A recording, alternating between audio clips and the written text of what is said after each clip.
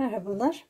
Bugün size daha önce yaptığım, örmesi basit olan bir çantamı nasıl yaptığımı paylaşacağım.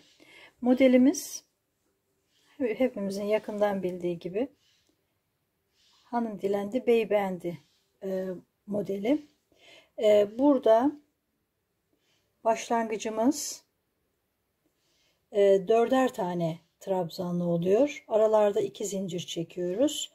4'er tane trabzan yapıyoruz. Esas bu çantamız şekilde de görüldüğü gibi 1, 2 ve 3 olmak üzere 3 tane kare parçadan oluşuyor. 3 adet kare parçayı istediğimiz boyuta getirinceye kadar örüyoruz.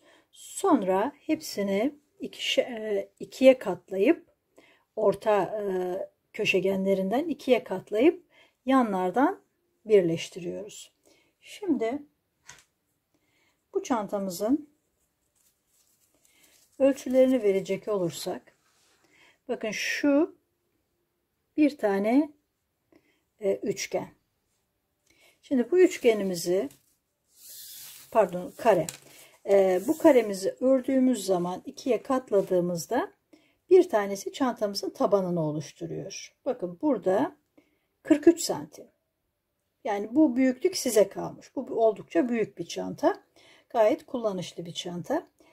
43 santim. Yani ördükten sonra elimize göre, çünkü değişebilir, ipimize göre farklılıklar oluşturabilir. Karemizi örüyoruz. Orta köşegenini buluyoruz ve bu orta köşegeni bize 43 santim olduğu zaman bu boyutta bir çantayı örmüş oluyoruz. 3 üçgeni birleştirdiğimizde de 23 santimlik bir orta noktasından bir derinlik oluşuyor. Şimdi bu parçaları birleştirdikten sonra şöyle çanta sap kısımlarında biraz kalın olsun istediğim için 10 ya da 12 tane sık iğne şeklinde belli bir uzunluğa gelene kadar, ancak bu uzunluk size kalmış olabilir ama ortalama uzunluk şu şekildedir. Bakın şu üçgenlerimizin neredeyse boyutu kadar. Yani çantayı yaptığımızda üçgenlerimizin boyutu kadar. Bu aşamada tutmak yapıyor, daha normal oluyor. Sonra ağzına fermuar geçirdim. İçine şöyle bir kendi ipinden bir iç cep ördüm. Fermuar geçirmek şart değil, ancak fermuar da kullanışlı olabiliyor.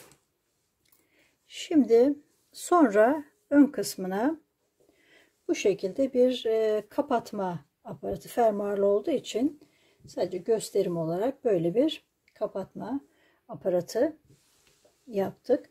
Çantamız bu şekilde. Bu boyutlarda örmenizi öneririm. Gayet güzel duruyor. Renkler size kalmış. Dediğim gibi fermuar yapmak şart değil. Çoğu insan şuraya bir çıt çıt ya da şu şekilde bir tokayla yeterli görüyor. Çantamızın boyutları bu şekilde. Başka videolarda görüşmek üzere.